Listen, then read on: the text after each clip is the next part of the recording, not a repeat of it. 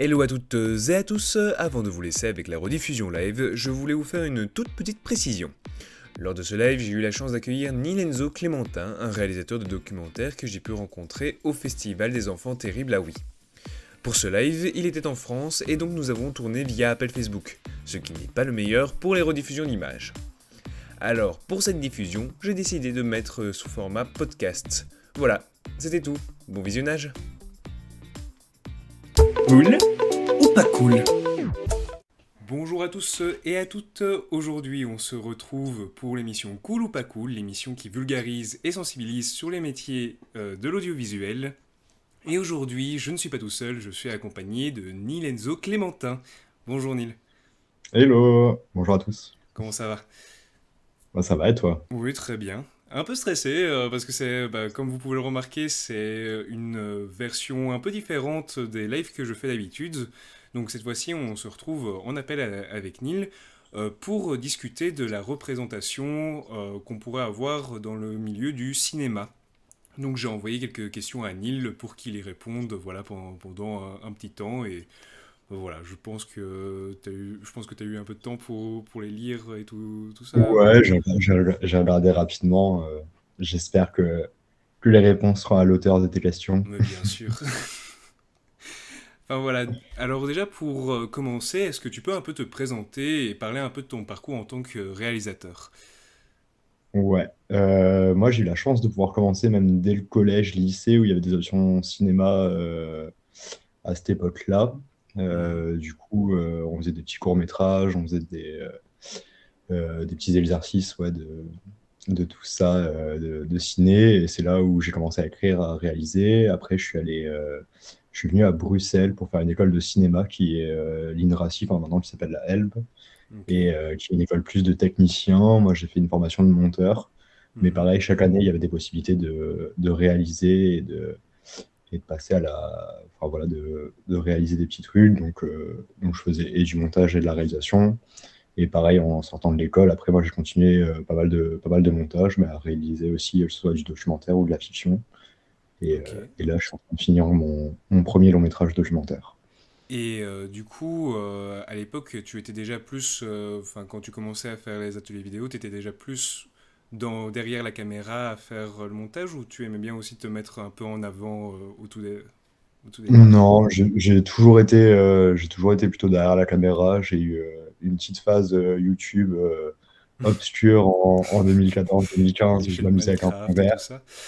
Voilà, c'est ça. Non, en plus, Mhm. je faisais un peu de la vulga sur ce que c'était YouTube déjà à l'époque, mais vraiment Ok. un petit truc où j'ai fait 3 vidéos et j'ai arrêté. Mais c'est la seule Et fois où je me suis retrouvé un peu devant la caméra, quoi. Et tu parlais justement de que tu étais en train de faire un documentaire, c'est bien ça? Mhm. Est-ce que tu peux un peu en parler déjà maintenant ou est-ce que Ouais, c'est...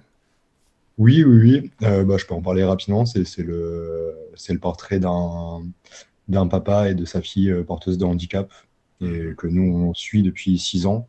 Le tournage s'est déroulé surtout sur 2 ans. Et voilà, on suit un peu leur histoire et la reconstruction de leurs relations et de leurs liens et un peu de ce que c'est d'être parent d'un enfant porteur d'un handicap assez lourd. Voilà. Ok. J'ai hâte de le voir, mais je pense que tu en avais déjà parlé quand je t'avais vu aux Enfants Ouais. Terribles, si je ne dis pas de bêtises. Du coup, c'est super. J'espère que qu'on pourra le voir. Tu sais plus ou moins quand il va sortir? Alors, la diffusion RTBF, ce sera fin 2027, donc Ok. pas pour tout de suite. Mais avant, là, on commence les envois en festival. Donc on croise les doigts d'avoir une chouette sortie en En audiovisuel. festival. Et d'ici l'été prochain, sans doute qu'on verra pour faire des sorties, une petite sortie en salle à Bruxelles ou dans d'autres cinémas un peu en Belgique. On verra un peu comment tout ça va se profiler. C'est toujours long et beaucoup d'orgas, mais voilà, ça va être chouette. Mais donc, du coup, visible plus facilement, ce sera sans doute plutôt l'année prochaine. Ouais. Ok.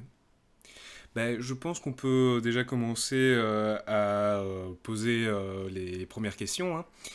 Donc la première question, c'est est-ce qu'il y a un personnage de film ou de série dans lequel tu te reconnais et pourquoi?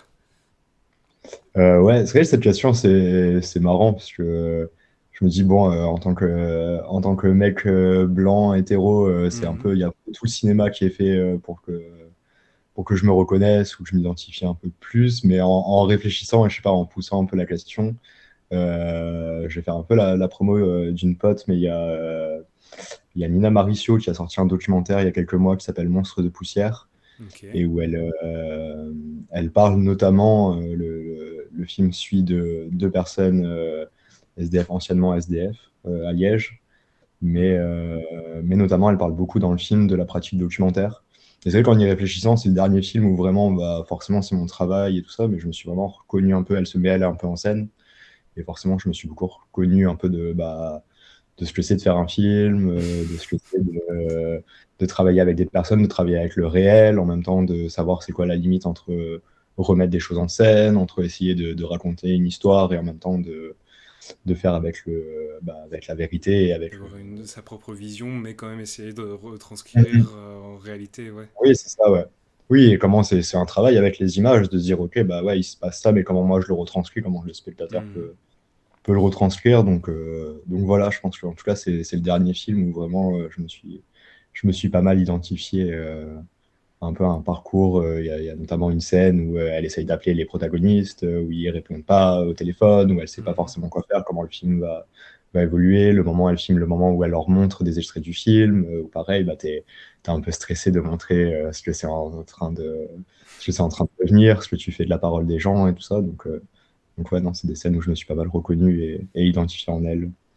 Et dans ces documentaires-là, parce que tu parlais justement d'avoir peut-être un angle de point de vue, est-ce que tu... Enfin, par exemple, quand toi tu fais un documentaire, est-ce que tu modifies un peu les images pour qu'elles soient plus belles ou tu préfères justement les prendre plus brutes? Qu'est-ce que tu appelles modifier une image? Tu veux dire Par de exemple, faire de l'étalonnage? l'étalonnage, oui, Ouais. justement, essayer de modifier les couleurs, essayer que ce soit un peu plus Mm. peps, ou justement plus prendre comme la caméra le capte. Bah, c'est un peu, à la limite, si je rentre rapidement dans la technique Oui, non, sans trop y aller, mais on tourne dans des formats d'images qui nous permettent justement d'avoir de la latitude derrière et de choisir un peu une couleur, des teintes et tout ça. Donc, Mhm. je sais pas si. Alors, tu peux choisir de faire ton film plus peps. Je pense que c'est vraiment une intention de. Alors, je sais pas, la blague classique, c'est de dire tu vas filmer le Mexique et tu vas tout mettre en orange parce qu'il fait chaud. Mhm. Mais, mais typiquement, bah, j'avais fait un docu-fiction qui se passait dans le sud de la France, un peu sur la montée des eaux. Et ça avait été une question à l'étalonnage de OK, comment on rend l'aridité, comment on rend la chaleur, comment on rend un peu un côté post-apo, sans rentrer dans ces couleurs qu'on voit tout le temps dans le post-apo. Mais, euh, mais même dans du très réel, en fait, tu vas toujours chercher en effet à. Pour moi, c'est pas tant modifier que d'aller dans le sens de ce que tu essayes de Mhm. raconter. Et oui, tu rends les images plus belles ou plus moches, ou tu vas insister sur des choses-là. On a la Et tu chance penses aujourd'hui que dans le film numérique. ça peut influencer le spectateur justement de modifier ou pas trop Ouais, ça... oui, c'est sûr, c'est sûr. C'est sûr que Ok. ça joue sur sur ta vision et sur ta chose. Le cinéma, de toute façon, c'est un peu un art du mensonge et de la Mhm. tromperie. La question, c'est comment tu mets ces outils à quelle fin tu mets ces outils en fait en place. C'est-à-dire que oui, tu vas toujours manipuler une audience, tu vas toujours manipuler un peu des gens. C'est un gros mot manipuler, mais il y a une Oui, idée c'est, comme je vois ça ce que tu veux de dire. OK, tu veux expliquer, tu veux raconter une histoire, comment tu racontes cette histoire-là. Donc forcément, ça joue un peu. Après, honnêtement, la couleur, c'est pas ça qui va le plus influencer. Je pense que le son, ça peut être vraiment un gros travail. Mhm. Euh, Après, en effet, hein, il y a eu des mouvements dans le cinéma, même dans la fiction, de rester dans un truc très brut et de dire, je pense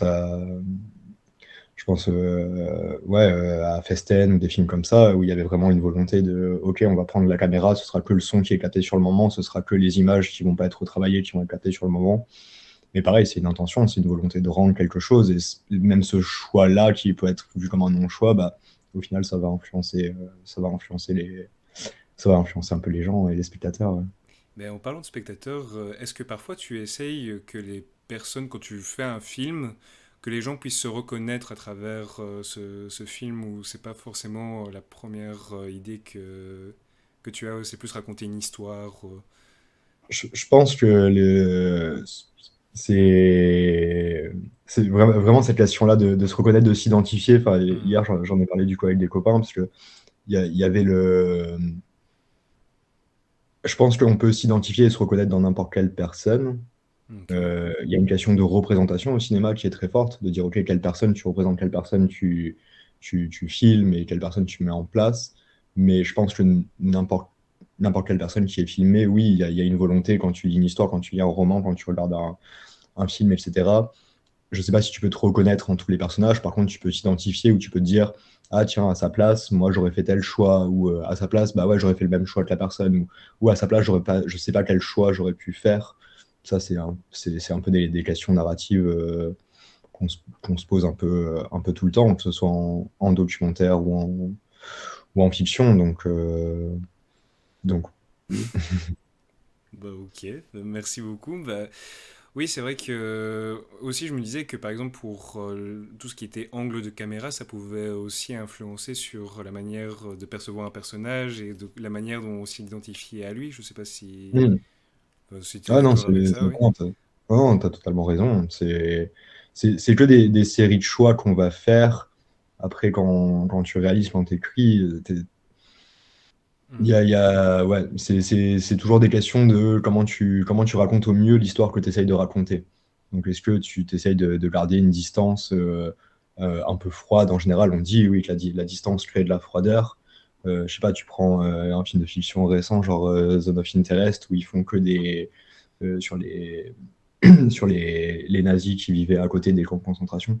Et Mhm. c'est que des plans larges, des tableaux très fixes, où tu as ces personnages qui se déplacent un peu au loin, et c'est un choix clairement pour garder une distance un peu avec eux, un peu froide. Forcément, quand tu vas être en très gros plan, quand tu vas voir les micro-expressions des gens et tout ça, tu vas peut-être En gros plus, plan, ouais.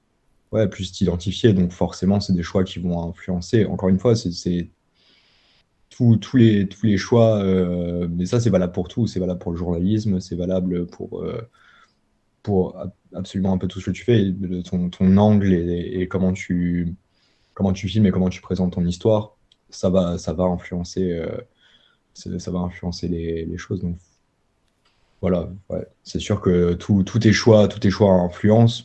Je pense pas que l'influence ce soit une mauvaise chose. La Oui, question non, c'est pas du tout. qu'est-ce que tu cherches à À raconter et est-ce montrer, que ouais. tes choix vont dans la direction de ce que tu essayes de raconter, comment tu essayes de raconter le mieux possible une histoire en étant.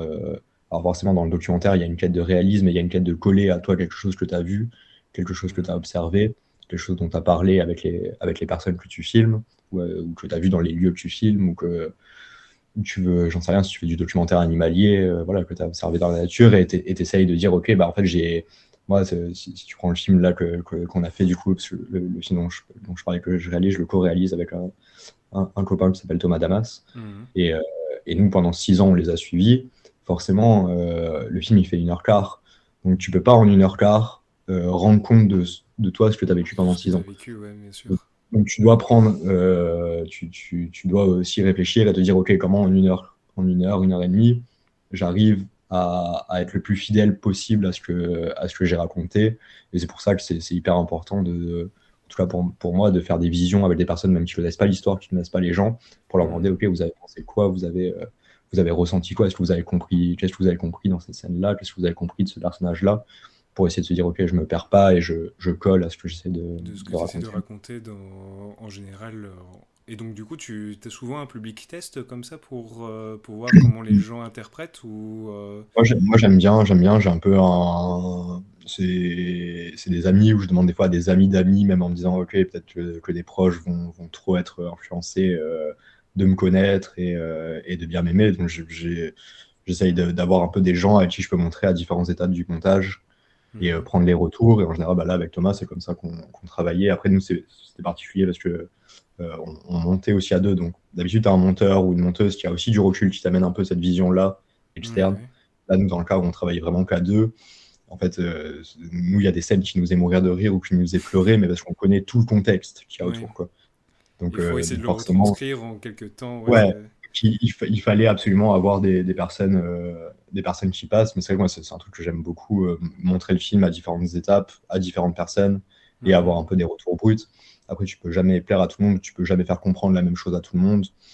Euh, c'est la magie aussi du Oui, cinéma, c'est c'est ça. une fois que ton œuvre elle est euh, Publié, une oui, fois que c'est montré, acheté, oui. voilà, une fois que ton film il est fait, euh, bah, il est lâché auprès des gens. Et après, c'est à chacun de se faire son avis et Mhm. d'aimer ou pas aimer, ou en tout cas de comprendre s'il a envie de comprendre ou pas. C'est... Et du coup, par exemple, quand tu filmes, comme ça, là tu parlais d'un documentaire que tu avais fait, mais est-ce que quand tu filmes, tu peux parfois te reconnaître dans les personnes que tu fais un documentaire dessus, ou même tu peux avoir des traits qui te rappellent des proches à toi, ou quoi, d'avoir une certaine sensibilité vis-à-vis du sujet que tu filmes justement. Hmm. Ouais, bah, moi personnellement, en tout cas, oui, Mhm. beaucoup. Je pense que c'est important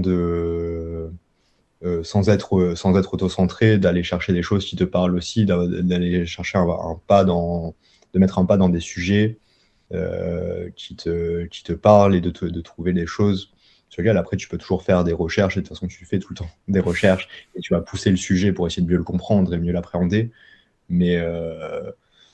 Mais, je sais pas, si je reprends le docu-fiction que je faisais sur la montée des eaux, la région d'où je viens, on m'a toujours parlé de la montée des eaux, c'était quelque chose qui était un peu flou pour moi, mais forcément ça me parlait. Mhm. Quand j'en parlais au professeur producteur à l'époque, il me disait ah, bah, c'est assez chouette, tu devrais creuser par là. Bah, forcément, après, j'ai fait des recherches et j'ai poussé le truc et j'étais là, ah oui, ok, j'ai appris beaucoup plus que ce que je savais à la base. Mais forcément, de base, tu as toujours un truc un peu qui t'accroche, un truc qui t'anime. Après, je pense que tu peux aborder un peu tous les sujets. Même filmer des personnes avec qui t'es pas forcément avec qui Proche. t'es pas forcément raccord, avec qui t'es pas forcément Mhm. proche, avec qui si si je prends là le papa qu'on a filmé pendant ces dernières années, nous de base l'accroche qu'il y a eu, c'est que c'est un gars qui s'est vachement enfermé dans le travail, qui avait ce truc-là de travail passion Mhm. avec Thomas, ça nous a parlé en se disant mais attends, nous là on vient de faire 2 heures et demie de route pour aller te voir là qu'on ne connaît pas trop pour te rencontrer. Parce que c'est notre travail, c'est notre passion, mais qu'est-ce que ça cache, un travail passion. Donc, de base, c'est parti de là le fil, et Ok, après, oui. on a découvert toute sa vie, on a rencontré d'autres choses, on a eu d'autres sujets sur lesquels on a accroché, d'autres questionnements qui Et nous peut-être que ont. le filmer, ouais, ça t'aide de plus en plus à comprendre et Oui. à réaliser au fur et à mesure. En fait, de rester avec lui, ça t'aide à pouvoir peaufiner ton film, je pense, et à savoir quel angle de vue tu veux adopter. Mm. Ou tu as Ouais. déjà un Bah, angle de vue déjà précis quand non, tu non, commences. enfin, non, en tout cas, ça dépend. Ça dépend si tu prends un sujet très très personnel, j'en sais rien, tu décides de filmer des proches à toi, Mhm. des amis, de la famille. Tu peux avoir peut-être ton angle assez tôt parce que tu sais très bien ce que tu veux raconter, mais parce que tu as déjà passé des années en fait en observation, parce que c'est tes proches, parce que c'est ta famille. Quand tu rencontres un peu quelqu'un, ou quand tu commences à creuser un sujet en te disant, on avait parlé avec pareil, un ancien prof à nous, on était venu au tout début du projet, quoi, en lui disant, mais avec Thomas, on est en mode, on sait qu'il y a un film, on sait pas lequel, mais on le sent, quoi. Et il nous Mhm. disait, mais là, je sais pas, genre, si vous le sentez, c'est il y a quelque chose derrière. Mais clairement, nous, ça faisait quelques mois à peine qu'on y était. Il disait, bah, pour l'instant, voilà, vous êtes un peu éparpillés, vous n'avez pas encore trouvé votre angle, vous n'avez pas encore trouvé votre chose. Donc, je sais. Mais tu sentais qu'il y avait quelque chose qui était là, quoi. Ouais, mais tu sais pas l'expliquer. Tu sais pas Mhm. l'expliquer. C'est quelque chose en toi, c'est un instinct. Ça se trouve, en fait, tu peux passer 10 ans dessus et finalement, tu trouveras jamais l'angle et tu trouveras jamais l'histoire à raconter. Et juste, tu auras vécu 10 ans à rencontrer d'autres personnes et c'est déjà génial. Mais, euh, Mais du mais ouais, coup, non, je vais rebondir là-dessus d'ailleurs. ouais. Bah, voilà, tu disais que bah, je pense que le fait de sentir quelque chose, c'est aussi un peu une forme d'empathie que tu peux avoir. Et je me demandais si, pour toi, quelqu'un qui fait un documentaire doit avoir une certaine empathie un peu plus exacerbée pour essayer de connaître son sujet, ou bah, par exemple, ça peut être une approche très factuelle et descriptive. Est-ce que bah, voilà, ça influence la qualité d'avoir un peu plus d'empathie, justement, selon toi? Bah, en tout cas, dans ce que je fais, qui est plus du coup dans la case, on n'est pas dans du documentaire reportage où Mhm. on est plus. Si tu fais un peu un triangle de journalisme, plus une approche vraiment très scientifique et nous l'approche artistique. Forcément, Mhm. nous dans cette espèce de triangle-là, on est plus proche du côté artistique. Euh, Bien sûr que pour moi, dans le cinéma, c'est ce j'ai une tante qui est ethnologue et j'en parlais beaucoup avec elle parce que je parlais de mon travail. Elle me dit, mais en fait, on fait le même travail. Tu vas sur place, tu rencontres des gens, tu observes, tu apprends, tu fais des recherches, etc. Je lui disais, oui, mais moi, la différence avec toi, c'est que moi, j'influence ce qui se passe. Je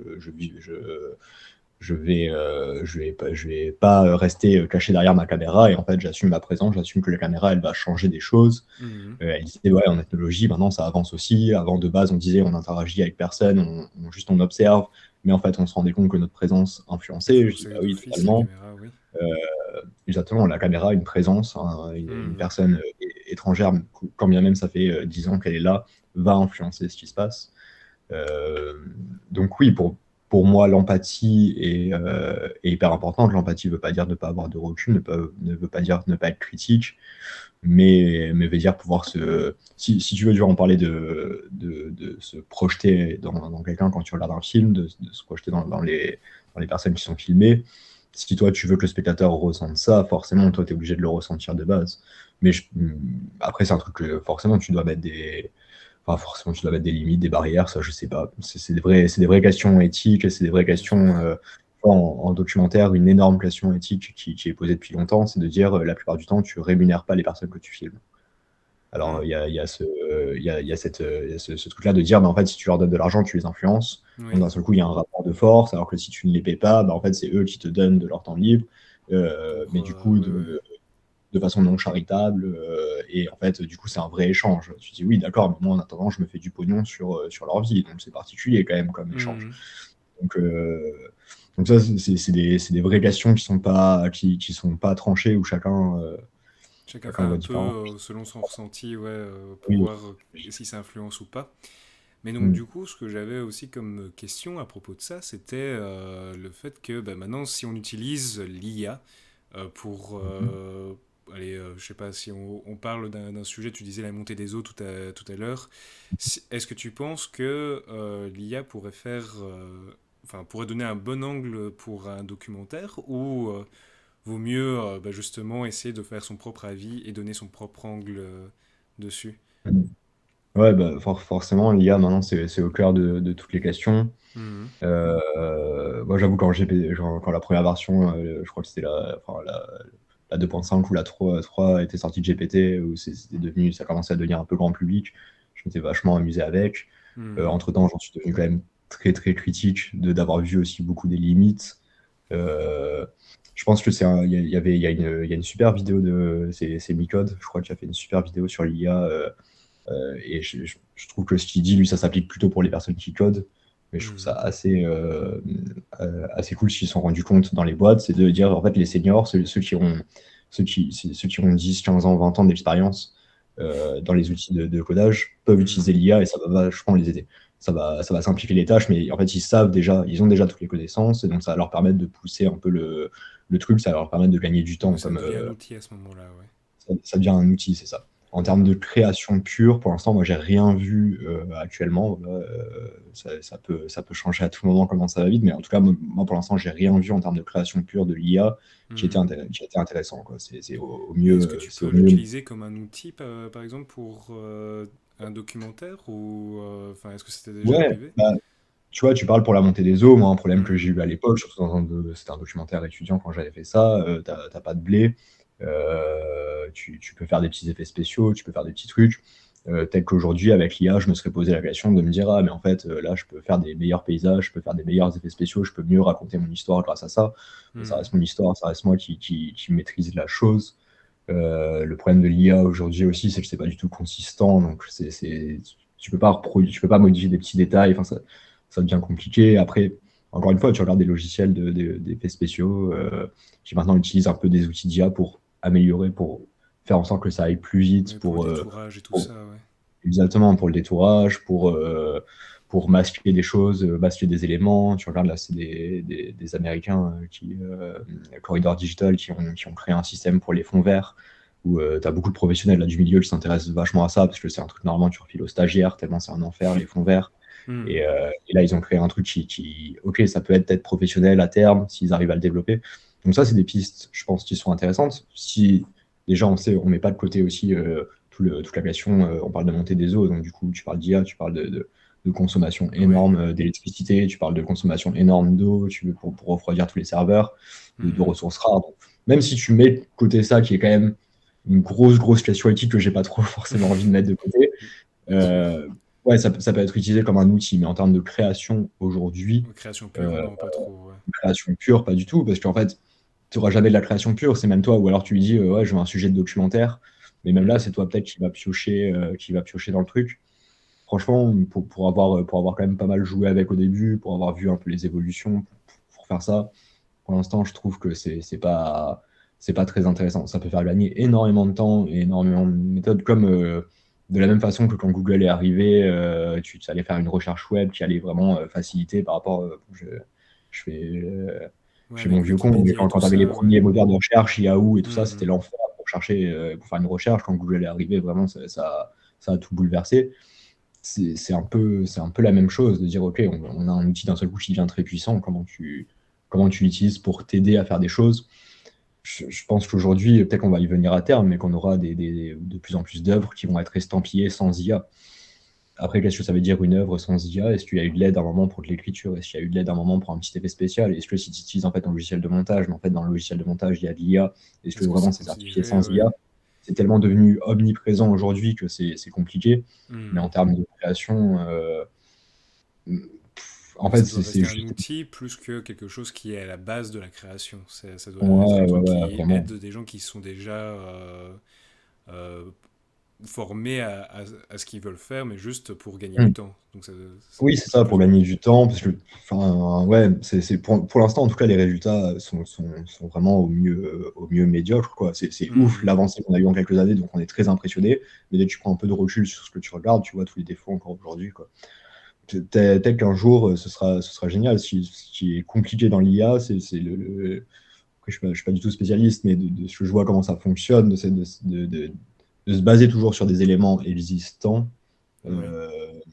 Euh, t'as jamais ce hasard Du nouveau, ouais. qui est fait par l'humain, en fait, et où tu maîtrises même pas pourquoi tu vas créer, pourquoi il y a des nouveaux genres de films qui existent, pourquoi il y a des nouveaux genres d'histoires qui existent, pourquoi il y a des Hmm. nouveaux genres de musique qui existent, pourquoi il y a des nouveaux trucs.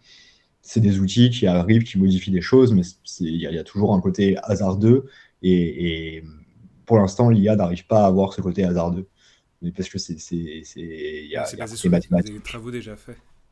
Ouais, c'est ça. Des trucs existants. Et nous aussi, on s'influence des outils existants, mais on a du vécu, on a des choses. Peut-être que ça se trouve, dans 10 ans, on aura entraîné des IA sur 15 ans, Hmm. où il y aura des humains vraiment qui seront rentrés vraiment en relation encore plus profonde avec des IA, etc. Pour l'instant, euh, pour l'instant, je vois pas trop ça arriver, mais voilà, faut pas être un vieux con et faut pas non plus rejeter d'un bloc tout ce qui arrive. Mais je pense qu'il faut pas non plus Se baser quand- que quand- là-dessus, quand- mais il faut aussi se dire que bon, on avance avec le temps et que bah, il faut. Ouais. C'est ça que Mais tu veux dire, je je pense. pense, ouais, je pense que vraiment, il faut avancer avec son temps et il faut comprendre ces outils-là pour pouvoir les critiquer aussi. C'est pour ça que je reste informé, c'est pour ça que je reste, j'essaye de regarder à mon niveau, de voir un peu comment ça fonctionne et d'essayer de ne pas lâcher le truc, parce que si tu veux être critique de quelque chose et si tu veux vraiment comprendre les problèmes de quelque chose, il faut qu'on, enfin, c'est comme un documentaire, comme un sujet, en fait, il faut que tu fasses des recherches, il faut que tu pousses dessus. Ça sert à rien de rejeter en bloc. Par contre, voilà, comme on parlait d'écologie, le budget que c'est, les limites que ça, etc., etc. Bah, Mhm. si tu t'intéresses à tout ça, tu vois aujourd'hui un peu les limites que ça. Après, tout peut avancer aussi. Bah, je me dirais que personnellement, j'utilise aussi l'IA hein, dans tout ce que je fais. J'ai quand même cette béquille-là, rien que pour réécrire un texte ou quoi, Mhm. quand je fais des fautes d'orthographe. Enfin voilà, je trouve ça très bien. Mais en fait, ouais, il faudrait l'utiliser parce que tu parlais justement de consommation d'eau, mais je me dis, en fait, c'est plus pour les gens qui l'utilisent juste à fin récréatif, pas forcément pour un métier, parce que, allez, je prends toujours l'exemple de vouloir faire un chaton avec un petit chapeau. Alors oui, Mhm. c'est marrant, mais est-ce que le coût écologique derrière Oui, peut... pour le coup, bah, c'était la même question. Tu regardes, c'est une question qui s'était posée à l'époque de la 5G, quand la 5G a été déployée un peu partout. C'était une Hmm, vraie question de dire, OK, est-ce que le grand public en a besoin? Et est-ce qu'en fait, on a vraiment besoin de pouvoir télécharger à des vitesses pas possibles des choses? Par contre, dans le médical, par exemple, c'est hyper utile hmm, de pouvoir avoir des lignes de haute réseau, en fait, de pouvoir avoir en interne des choses, des ordi aussi puissants. Donc oui, c'est la question du grand public et de l'utilité. En effet, comme tu dis, est-ce que c'est vraiment utile de faire des petits chats avec des chapeaux? Après, tu prends YouTube au début, tout le monde disait est-ce que c'est vraiment utile de publier des vidéos de chats sur c'est YouTube? vrai. Et finalement, c'est devenu populaire et finalement, ça a créé aussi plein de choses, plein de problèmes aussi. Hmm, Mais, euh, mais voilà, je pense que faut pas chercher à limiter l'utilisation des gens. Il faut chercher à trouver alors je sais pas s'il y a de bonnes manières, mais il faut chercher à ce que tout le monde comprenne les enjeux de écologiques réussir. derrière, c'est ça? Ouais, ouais, même les enjeux globaux, de Hmm, comprendre, ok, pourquoi tu utilises ça, comment tu utilises ça, qu'est-ce que ça veut vraiment dire d'utiliser ça. Euh, c'est la même chose que les professeurs. Euh, je suis un peu plus âgé que toi, mais quand j'avais je sais pas, 12-13 ans et que Wikipédia c'était devenu l'explosion, on avait deux types de profs. On avait les profs qui rejetaient ça en boucle et qui disaient non, non, mais en fait, c'est pas possible que tu utilises Wikipédia. Et tu avais l'autre prof qui disait non, mais attendez, on va vous expliquer comment utiliser Wikipédia. On va regarder les sources, on va regarder comment ça marche, on va regarder la logique derrière. Ça peut être très bien, mais il faut comprendre comment ça fonctionne. Donc je pense qu'on gagne de fou, on gagnerait de fou à faire de l'éducation à l'IA et de pas rejeter ça en bloc. Ça hmm, ne veut pas je dire suis d'accord ne pas en aussi. être critique. Hmm. Comme Wikipédia, tu peux être critique à plein d'endroits. Il y a des articles qui sont foireux.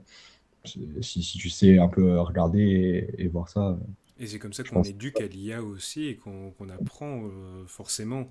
Si on laisse un outil comme ça sans rien apprendre et en gros jetant en bloc, c'est comme ça que bah, on perd.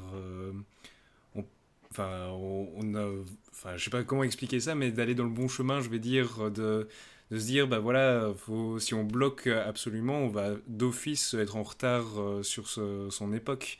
Parce qu'il y en a qui vont Mhm. pas bloquer, et donc je pense que c'est ça aussi qui fait la Oui. différence actuellement. C'est les gens qui Mhm. ont osé aller vers quelque chose d'un peu plus inconnu. Ouais. Ouais, totalement, totalement. Et puis je pense, mais tel que je suis un peu je suis un peu généreux et ambitieux sur l'être humain, mais j'ai l'impression que si tous ensemble, le bon chemin, comme tu dis, genre ni toi ni moi, on le sait trop. Par contre, si, tu Hmm. vois, comme on en fait déjà d'en discuter à deux, tu vois, bah, ça fait un échange et de progresser sur le sujet-là. Donc, en effet, Ça fait réfléchir, en tout ça cas. fait réfléchir. On vit vraiment dans une société. Le monde est une saucisse. Exactement. Bah, du coup, bah, on va un peu se refocaliser du coup sur le sujet bah, qui était sur la représentation. Est-ce que tu... Comment tu choisis en fait les personnes que tu vas filmer ou même les sujets que tu vas aborder dans tes documentaires? Hmm. Euh, ça va vraiment dépendre du sujet que tu fais. Je vais te prendre comme ça trois exemples, comme ça Hmm, il y a des choses très différentes. J'avais fait un docu-fiction qui se passait dans un hôpital et où je voulais filmer la vie de l'hôpital, mais je voulais que le personnage principal, je voulais parler d'une expérience que j'avais eu un peu gamin, d'avoir été jeune dans un hôpital en attente d'une personne malade. Et donc, mhm. du coup, autant tout l'hôpital, ça a été filmé de façon, enfin, avec des vraies personnes qui étaient dans cet hôpital à ce moment-là. Par contre, le petit garçon, j'ai fait un casting pour chercher un acteur qui, moi, j'avais envie qu'il ait vécu une expérience proche pour rester dans cette idée de documentaire quand même et de pas juste parler de moi, mais de me dire, ok, bah, je vais rencontrer quelqu'un qui a vécu un peu la même chose et Mhm. de faire ça. Donc, j'ai cherché un petit garçon à l'époque qui avait pu avoir une expérience similaire. Tu prends quand j'ai fait le docu-fiction sur la montée des eaux. Là, bah, je suis allé chercher des personnes qui s'intéressaient aussi à ce sujet-là ou qui cherchaient à vivre de manière alternative. Ok, s'il y a montée des eaux, s'il n'y a plus d'élec, s'il n'y a plus de ressources, comment on fait si on veut toujours vivre dans cet endroit? Donc, du coup, je suis allé à la recherche de personnes qui faisaient de la culture sans électricité, qui faisaient des choses, de la permaculture, de la recherche.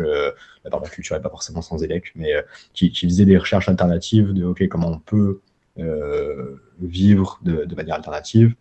Quand tu regardes le film qu'on a fait avec Thomas là sur Vincent, donc le papa de Gaël, euh, Vincent, on l'a rencontré un peu par hasard, et en fait, c'était une rencontre comme ça, et en fait, ça a matché, et en fait, on s'est très vite hyper entendu, on a très vite Le compris qu'on avait feeling, des ouais. liens avec lui qui Hmm. allaient faire qu'il y avait sans doute une histoire à raconter. Plus on le rencontrait, plus on apprenait sur lui, plus on se livrait à lui, plus lui se livrait à nous, plus vite ça s'est créé. Donc il y a pas une manière de faire et une manière de choisir ses sujets.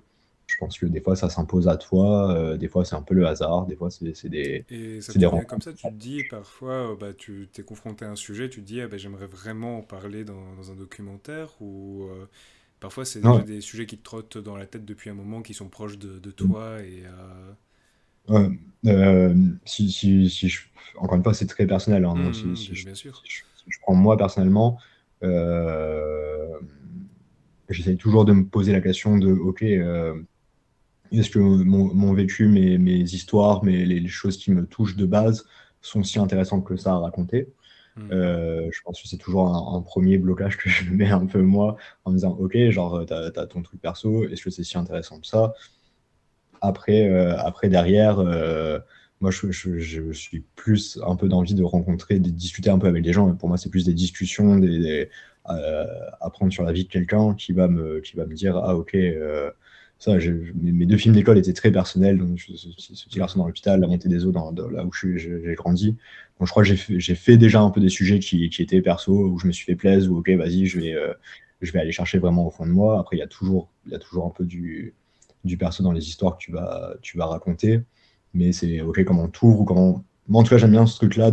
En soi, c'est un peu ce qui s'est passé avec Vincent malgré tout. C'est que tu rencontres quelqu'un qui a vécu ou qui vit des choses qui se rapprochent un peu de ton vécu à toi et tu dis, ah, OK, bah, vas-y, ça peut matcher parce que je vais parler d'un sujet perso, mais en même temps, à travers une autre personne, donc ça va rebondir et Ça va ça toucher un va peu plus de monde ça va créer des aussi. liens. Enfin, les gens pourront peut-être un peu mieux se reconnaître aussi si vous êtes Mm. plusieurs à avoir déjà vécu Ouais. cette expérience. Bah, c'est ça. Bah, c'est toujours comment tu pars d'un truc très perso, mais que ce soit une personne que tu filmes où tu veux raconter son histoire très personnelle ou ton histoire qui est très Mhm. personnelle, et comment tu la rends universelle, c'est pas possible. Mais comment tu fais en sorte que bah, voilà, les personnes, comme tu disais, peuvent se reconnaître ou peuvent se projeter. Je pense que le terme projeter, il est Projeté, plus ouais. clair, peuvent se projeter en disant, OK, bah, dans une situation, là, maintenant, j'ai les clés pour comprendre cette situation-là. Mhm. Forcément, quand c'est des choses qui sont filmées ici en Belgique ou quoi, bah, forcément, peut-être des fois, tu vas être plus proche des sujets de base, mais même ici, en fait, tu as quantité d'histoires qui sont éloignées de nos vies de tous les jours. OK, comment tu vas pouvoir connecter avec ça et comment tu vas pouvoir faire déjà toi en tant que réal, comment tu vas connecter après une équipe qui fait le film avec toi, si tu as une équipe, il y a des gens qui font ça tout seuls. Nous, on a fait ça Mhm. avec une cadreuse, un cadreur et des ingé sons. Mais, euh, mais ouais, comment tu crées ce lien-là et après comment tu t'offres ça à des gens, parce que je pense qu'on fait du cinéma où on écrit pour être lu, pour être vu. Donc après, voilà, comment tu fais en sorte que ce soit accessible. Après, tu as du cinéma expérimental qui se veut très pointu et vraiment pour des super cinéphiles qui vont justement chercher des nouvelles manières de raconter des histoires et justement expérimenter. Donc, il y a pas trop de règles Il n'y a pas trop de par règles, rapport oui, à ça. c'est plus au feeling, selon toi et tout, Mhm. ta sensibilité. Mais Ouais. du coup, pour revenir à un truc que tu disais tout à l'heure, tu parlais bah, justement d'avoir rencontré des gens grâce à tes tournages. Et Mhm. je voulais savoir si tu as déjà eu un moment où ton regard sur quelqu'un a changé après l'avoir suivi, après avoir filmé, que tu ne Mhm. l'imaginais pas comme ça avant de l'avoir rencontré, quoi. Enfin, avant de l'avoir Ouais. suivi dans le Ouais, film. bah, je sais pas si après, mais pendant, ouais, clairement. Surtout quand tu suis quelqu'un pendant des années, et surtout quand tu t'intéresses à un sujet pendant longtemps, et c'est ça Mhm. qui est génial. C'est pour ça que tu fais ça. Tu te retrouves dans des endroits, dans des lieux avec des personnes à des moments de vie auxquels tu t'attendais pas du tout. Et du coup, forcément, tu apprends des nouvelles choses sur ces personnes-là, et comme en amitié, comme en amour, etc., tu vas rencontrer une personne et tu vas apprendre à plus la connaître, et tu vas découvrir des nouvelles choses. Donc forcément, ton regard, il va changer.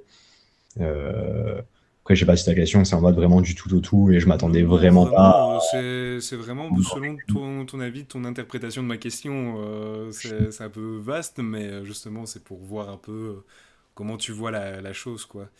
Et donc, je Mm. trouve ça assez intéressant que tu vois ça un peu bah, comme une rencontre, mais amicale ou amoureuse. Le fait de rencontrer quelqu'un pour un documentaire bah, change ta perception de lui ou d'elle. Enfin voilà, et je trouve ça vraiment chouette pour le coup. Enfin, Mais en cette tout cas, vision des ouais, choses. moi, c'est ce que je cherche dans le documentaire. Mhm. Vraiment, je fais pas du journalisme, j'ai pas une volonté d'être, même si en journalisme, t'es jamais objectif, mais j'ai pas du tout cette volonté-là. Moi, j'ai toujours embrassé je reste dans le terme de l'amour. J'ai Bah, toujours c'est très bien. vraiment voulu, ouais, dire, ok, je suis là, ça va influencer des choses, ça va changer des choses, mon regard va changer des choses, je suis pas objectif, je suis biaisé dans tous les sens. Mhm. J'ai beau faire des recherches, j'ai beau faire ça, je vais avoir ouais, des biais qui vont changer ma vision de la chose. Quitte à faire ça, autant y aller à fond. Après, j'ai toujours pris pour l'instant de ma petite carrière. J'ai toujours fait des films avec des personnes avec qui j'avais un lien, et avec qui des Mhm. gens qui pourraient être des potes, ou qui le sont devenus. Donc forcément, c'est plus facile là-dedans, quoi. Je suis pas encore allé filmer des personnes avec qui je suis radicalement en opposition, même si là, le film qu'on a fait sur Vincent, il y a des choses où on est en désaccord, mais ça Mhm. n'empêche pas d'être copains, quoi. Mais donc du coup, tu dirais que ton métier t'a permis aussi d'avoir bah, des amitiés, des relations plus fortes avec les gens et de te créer bah, voilà, de nouvelles personnes Des, avec qui t'entendre. des amitiés, clairement. Tu prends là le Mhm. film, encore une fois, du coup, La montagne du silence, ouais, j'ai pas encore dit le titre, ça s'appelle La montagne du silence. Euh, Cet été, on est invité au mariage d'une des filles de Vincent. Tu crées comme ça tu crées comme ça des liens, ouais, où ça devient des proches, ça devient des. Moi, c'est tout ce que je recherche. En fait, la caméra, c'est un outil formidable, parce que si t'es quelqu'un d'un peu timide, si t'es quelqu'un qui, même, il y a personne. Quand j'avais fait le docu sur la montée des eaux, là, j'étais allé dans un petit village un peu concerné, et je suis allé toquer à toutes les portes pour rencontrer les gens. Je me suis dit, mais jamais de ma vie j'aurais fait ça si j'avais pas la caméra et l'excuse de dire, ah, attends, je fais un film. Tu vois. Ah oui, Et c'est vrai. ça, pour moi, ça a pas de prix, et c'est ça que j'adore dans ce boulot-là, notamment dans le documentaire. Quand j'ai pas fait beaucoup de fiction, mais le peu que j'ai fait un peu en exercice scolaire et tout ça, moi, il y avait une frustration de. Tu rencontres des acteurs, mais c'est pas très long. Tu as écrit un scénario que tu as fait toi-même, de ton côté, qui a été relu, retravaillé, mais le tournage, c'est quelques jours. Il n'y avait pas la possibilité, peut-être sur un long métrage, ou peut-être d'autres façons de faire de la fiction. Il y a moyen de créer ce lien sur du plus long terme. Mais c'est vrai que je trouvais ça très froid, quoi. Et même des acteurs, des actrices avec qui je m'entendais bien. Le tournage se finit, t'as pas forcément le temps, il y a d'autres choses qui se passent. Mhm. En documentaire, c'est tout l'inverse. En documentaire, et c'est une vraie question d'ailleurs une fois que le film se finit, à quel point tu lâches ou pas les gens, et qu'est-ce que tu fais derrière avec ça.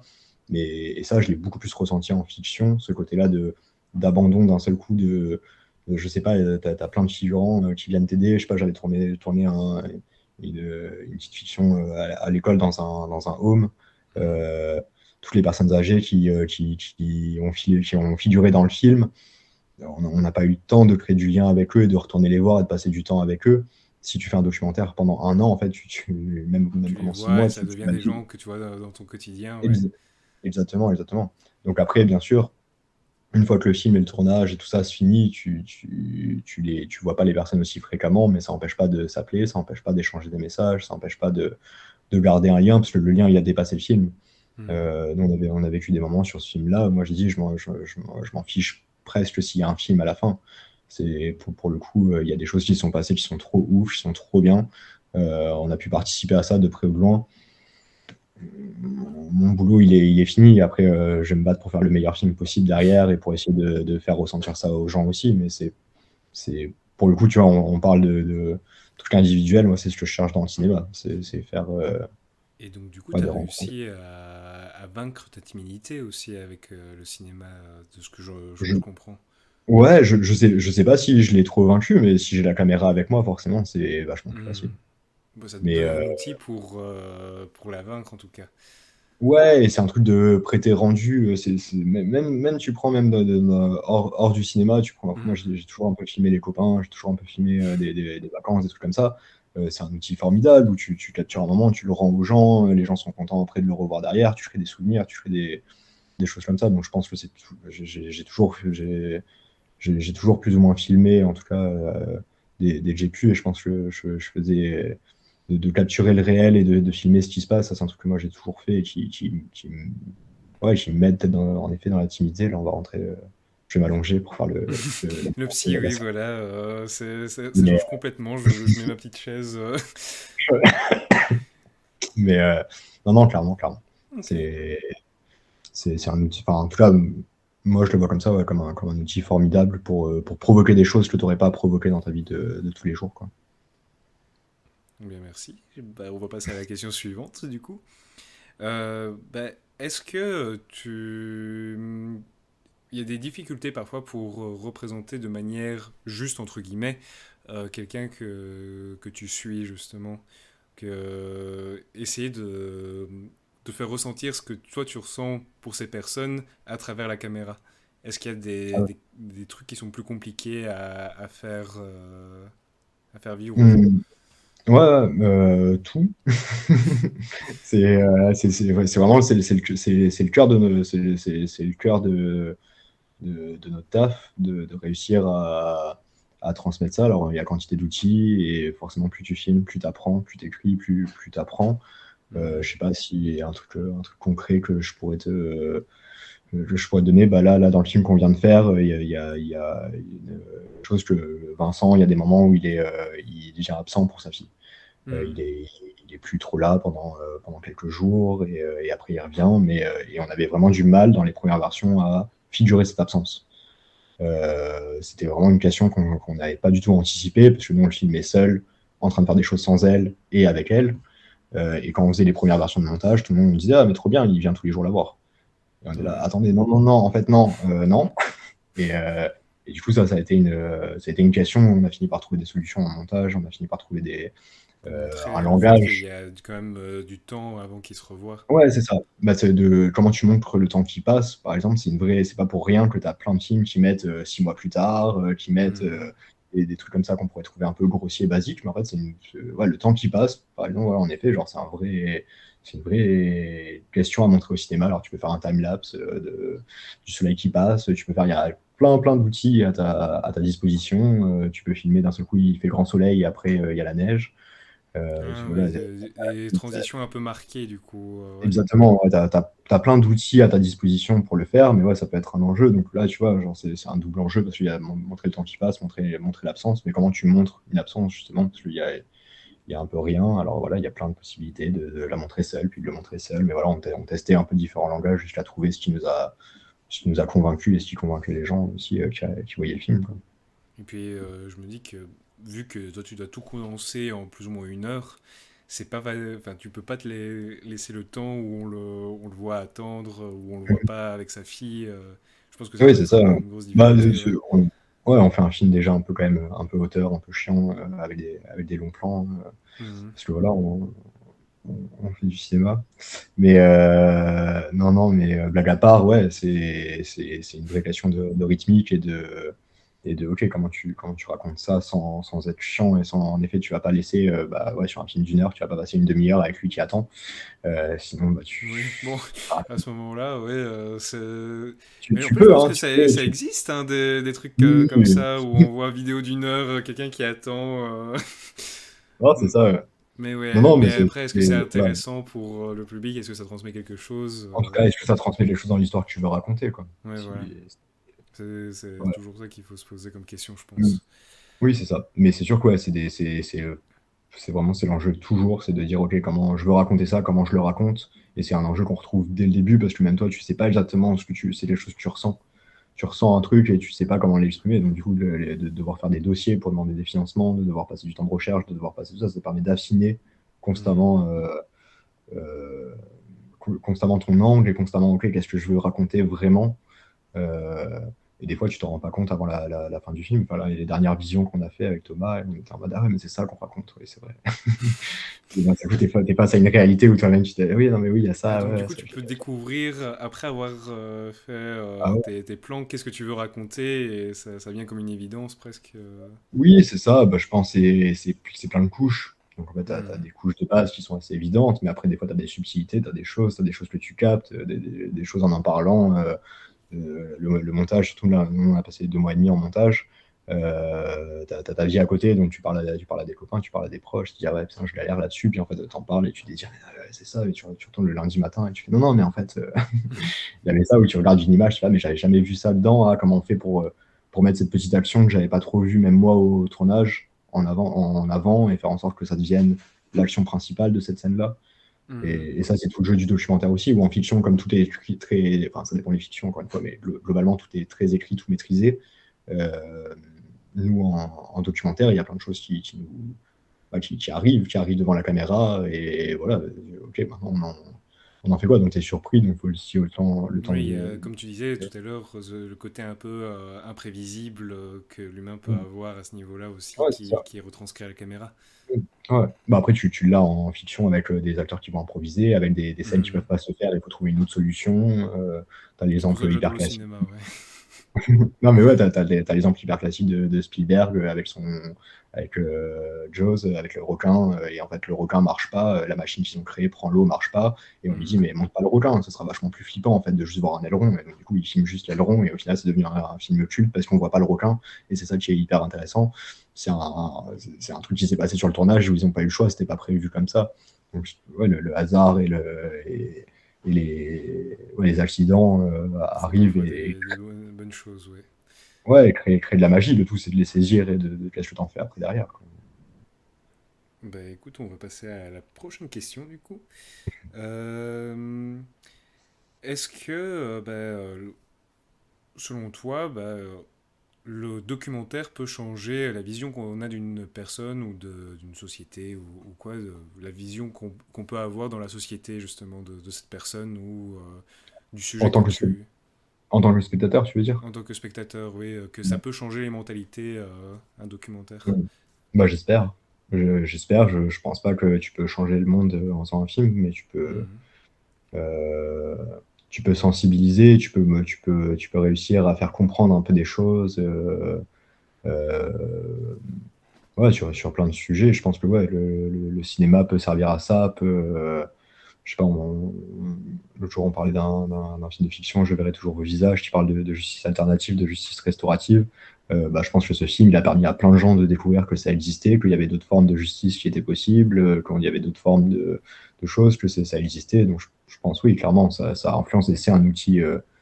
C'est un outil qui est utilisé à l'inverse enfin, quand tu regardes le cinéma de propagande, assumé ou pas, c'est là pour la publicité, c'est là pour influencer et changer les choses. Donc forcément, le cinéma porte un message, et je sais pas si ça va influencer les gens, mais en tout cas, ça va ouvrir une porte sur un sujet, ou ça va donner un angle sur un sujet qui va permettre de mieux comprendre ou d'influencer dans un certain sens. Donc c'est sûr que ça joue. Après, voilà, encore une fois, je pense pas que tu puisses changer le monde, je pense pas que tu Non, puisses la tout changer, sensibilité, mais oui. ouais, en sensibilité, et à ouvrir et à parler de sujets qui sont pas forcément traités, tu vois. Oui, Après, puis il y je a sais les pas si enjeux tu connais la fenêtre d'Overton. ouais. Hmm. Enfin voilà, pour moi, c'est Ouais, le clairement, documentaire, c'est clairement la fenêtre d'Overton. ouais, c'est ça, c'est de quel côté tu ouvres et de quel côté tu fais pencher, et de quel côté euh, tu montres des choses aux gens, et tu montres des sujets. C'est ça qui est génial dans les œuvres en général, hein. C'est d'un seul coup de dire, mais regardez, il y a ce sujet-là, il y a cette sensibilité-là, il y a cette émotion-là, c'est très Mhm. large. Regardez, ça existe, faisons ce que vous voulez, quoi. Mais Et du coup, on va passer à la dernière question aussi. Donc, je sais pas si tu te souviens, c'était quoi la dernière question? Je l'ai sous les yeux, mais C'était sur, est-ce qu'il y a des sujets ou des personnes que tu n'oserais pas filmer et pourquoi? ouais. Euh, ouais.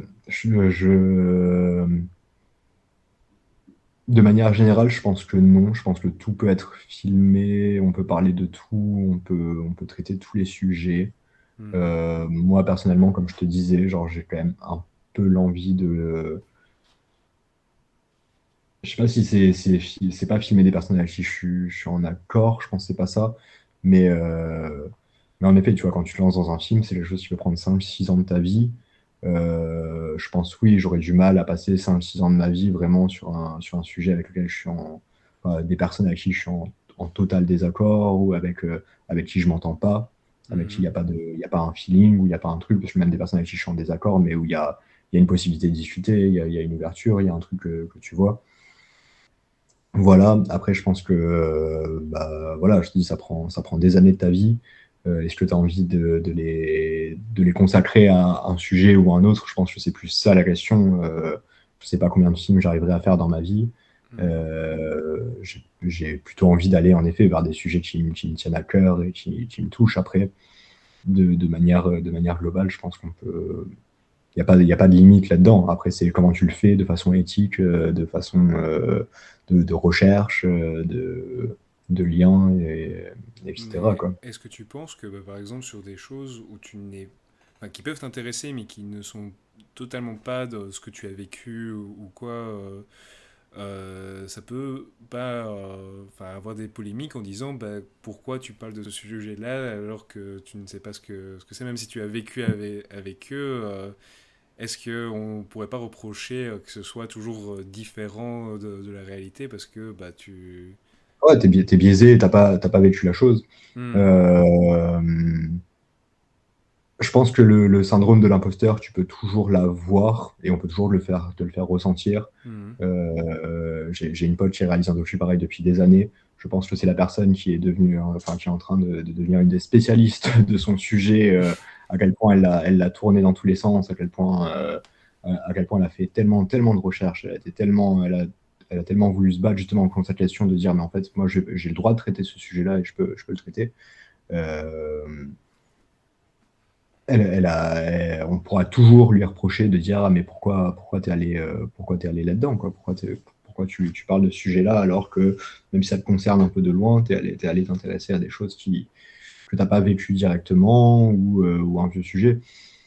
Je, je, je pense, tu regardes, tu prends le journalisme, tu prends l'écriture. Je pense que il y a beaucoup de choses qu'on peut critiquer aujourd'hui avec le recul en se disant, en fait, il y a eu beaucoup d'écrits de films qui ont été faits avec une méconnaissance totale des sujets qui y étaient traités. Je pense que tu as une certaine rigueur humaine et ouais, une certaine rigueur de travail, tu peux traiter un peu tous les sujets. Et après, il faut toujours être conscient de ses biais. Je lis alors, j'aurais pas le titre, je l'ai pas sous la main, mais je lis un super bouquin sur la colonisation française. Et, Ok. euh, et cet auteur-là euh, est vraiment génial pour la mise en place de ces biais. Il Hmm. passe toute l'introduction du livre à expliquer euh, pourquoi son livre est faux, entre guillemets.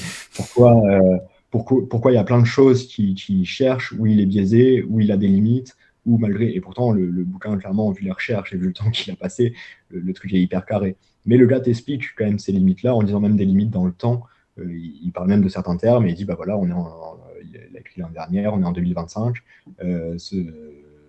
Ce terme-là est utilisé aujourd'hui en 2025.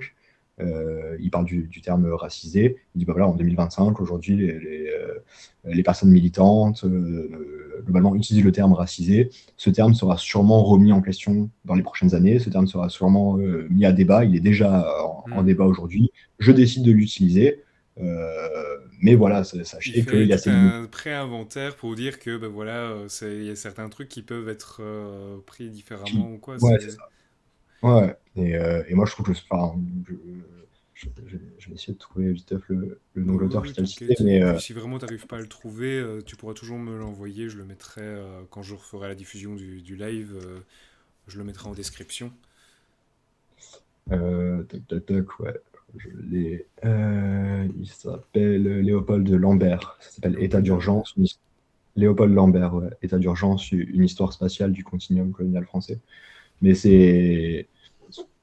Voilà, moi je trouve ça génial de faire ce travail-là de préambule, parce que en effet, il allait s'intéresser à un sujet qui, lui, peut-être le touchait pas directement, où il n'y avait pas tous les outils pour comprendre exactement ce qui s'est passé. Il n'a pas vécu la guerre d'Algérie et il va parler de la guerre d'Algérie. C'est pas grave, on explique tes biais, on explique tes limites. Je pense que c'est pour ça que c'est trop chouette, nous, en cinéma, de pouvoir venir présenter les films, de pouvoir venir en parler avant ou après, faire des questions-réponses, pour dire, bah ouais, on est biaisé, on a ces limites-là, on a ces trucs-là, on s'est heurté à ça, on a pris telle décision, d'être très autocritique sur ce que tu fais, mais de ne pas s'empêcher forcément de le faire. Mais d'être conscient de tes limites et d'être conscient de tout ça. Donc oui, je pense qu'on peut s'attaquer à tous les sujets, il faut juste être conscient et pas avoir une espèce d'ego, de se dire ah oui, Ouais, moi je connais ce sujet-là. j'ai raison tout le temps, oui, c'est ça, ouais. Ouais, c'est ça, et même si je le connais pas très bien ce sujet, je vais réussir à le traiter. Mais c'est dur parce que tu sais jamais où est ta limite de connaissance. Enfin, tu peux passer une vie sur un sujet et pas le maîtriser. Donc, Et puis même si on ne connaît pas un sujet, c'est justement l'occasion de s'y intéresser et ouais. de faire découvrir les découvertes qu'on a fait aux autres, je pense. Mhm. Oui, c'est ça. Et des fois, avec un point de vue extérieur, tu peux amener une autre vision, mais il faut juste assumer que tu as un point de vue extérieur. C'est pas grave. Et ce sera pas la même histoire que la personne qui l'a vécu de l'intérieur. Et en fait, les 10 personnes qui l'ont vécu de l'intérieur n'auront pas la même histoire, les 10 différents. C'est pas grave, mais faut juste être clair sur ta distance, sur ta position. On parle souvent en cinéma de distance avec le protagoniste, avec les personnes que tu filmes. C'est ça. Faut juste être clair là-dessus et être OK. Du moment où tu connais toi-même tes limites et que tu connais toi-même tes biais, bah voilà, Et tu peux faire puis, ton autre. ça peut être aussi une manière pour d'autres personnes qui ne sont pas forcément touchées par le sujet de mieux comprendre, parce que c'est peut-être expliqué différemment, vu que c'est aussi expliqué par une personne qui est externe à Mm. la chose. Enfin, enfin, c'est un avis Non, que j'ai, non, mais voilà, je sais pas ce que non, t'en non, penses. clairement. Mhm. Mais enfin, voilà. Non, non, ouais. Non, Bah, en tout cas, vaste question. oui, bah, c'était mes questions, voilà. Bah, merci d'y Trop avoir chouette. répondu. Franchement, Bah, comme je te disais au grand début, plaisir. bah, t'as vraiment bien répondu, hein, je le savais que ça allait bien se passer. Bah, du coup, voilà, merci beaucoup d'être venu. Bah, Et merci à toi. bah, est-ce que tu as peut-être... Enfin, on parlait ça au début de live, mais tu peux rappeler peut-être ton actualité au niveau des films que tu fais ou qu'on Ouais. peut te retrouver quelque part. Ouais, bah faut qu'on s'occupe justement de de lancer la promo, mais d'ici peu, en tout cas, la montagne du silence, globalement un documentaire que j'ai co-réalisé avec Thomas Damas. Et, euh, et voilà, là, on arrive sur la fin de la production du film. On va pouvoir, la post-production du film, on va pouvoir commencer à faire l'envoi en festival. Donc, ce sera quelque chose qui, les prochains mois, on commencera à pouvoir vraiment en faire la promo, mais voilà. Pour l'instant, on n'a pas du tout la page Insta, on n'a pas du tout prévu absolument ça. On commence, mais on n'est pas encore super bon en com. Mais promis, ça arrive, ça arrive. Bah, si tu as besoin de personnes qui fait la com, moi je veux bien aider de temps en temps. Bah, avec grand plaisir, je te renverrai à fond. Voilà. Bah, en tout cas, merci beaucoup. Et Bah, bah, merci. voilà, je pense que c'est une fin de live. Donc merci à tous d'avoir suivi et à la prochaine. Salut.